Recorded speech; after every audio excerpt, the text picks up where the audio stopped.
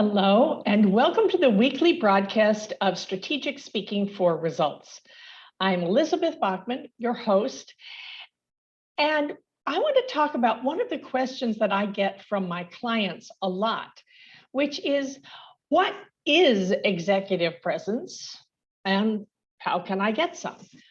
Executive presence is one of those squishy, tricky phrases that you never really know. As Gina Graham says, I know it when I see it. I'm speaking a lot today about the two guests I've had who've discussed executive presence with me, Gina Graham, who talks about executive presence in the new normal, and Sharon Womble King, who talks about executive presence in a multicultural situation, the multicultural world, which is what we're in these days. The thing about executive presence is it's one of those things that you can talk about, you can think about. Sometimes it's just an excuse not to promote you. Maybe you're not the kind of person they feel comfortable with. That might be the color of your skin, might be your gender. Maybe you're a woman and they think you're too pushy because you stating your opinion. Basically, somebody not like me.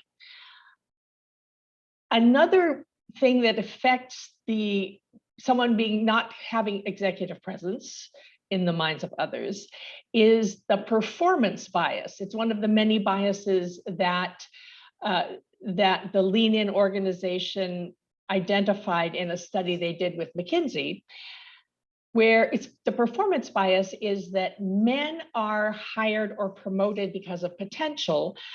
Women are hired or promoted from what they've already done.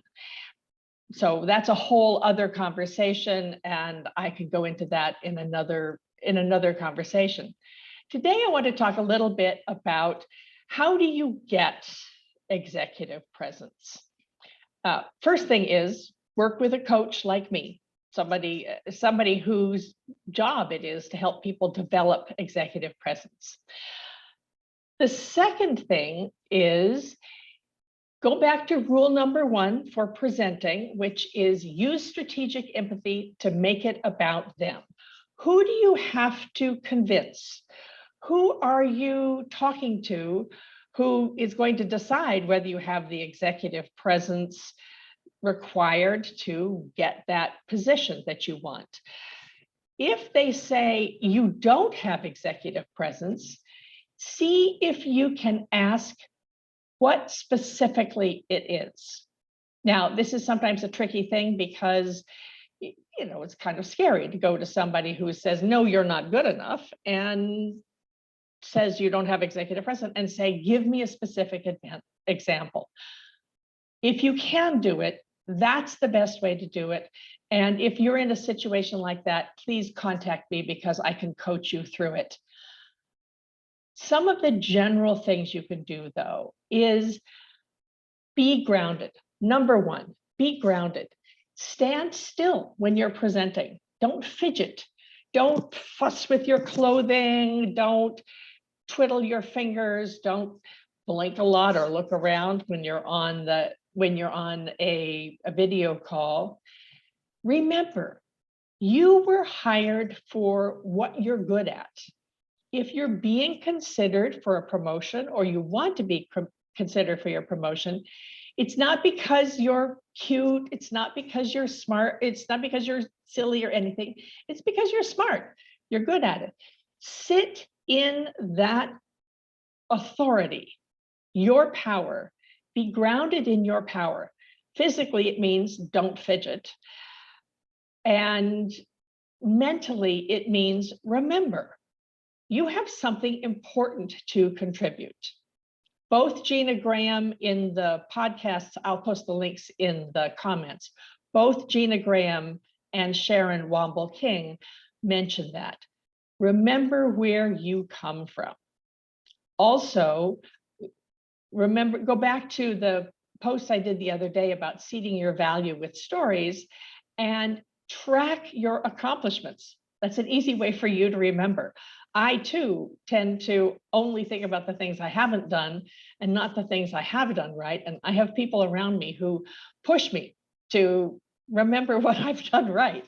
It's too easy to focus on the negative. Another thing you can do in terms of executive presence is keep eye contact.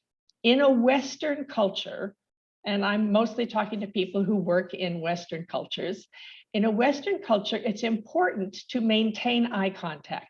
That shows that you're serious, that you're earnest, and that you believe in what you're going to do. Now, if you're working in an Eastern culture where it's not polite, then you need to work with your colleagues to find out when it's polite and when it isn't. And the third thing is avoid the sorry habit. Break that habit.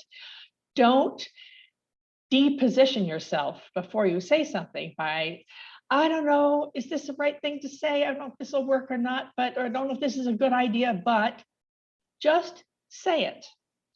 These are one of the techniques we work on in the Visible and Valued Mastermind, and it has made an enormous difference with the members of the mastermind. And they will say that they've learned how to really hold themselves as someone who knows what they're doing, knows what they're talking about, and has the executive presence. If you have any further questions, it's very individual. It's different for every person. So if you have any further questions, please reach out to me here. I'd be happy to talk to you about it. In the meantime, have a wonderful week. I'll see you on the next one.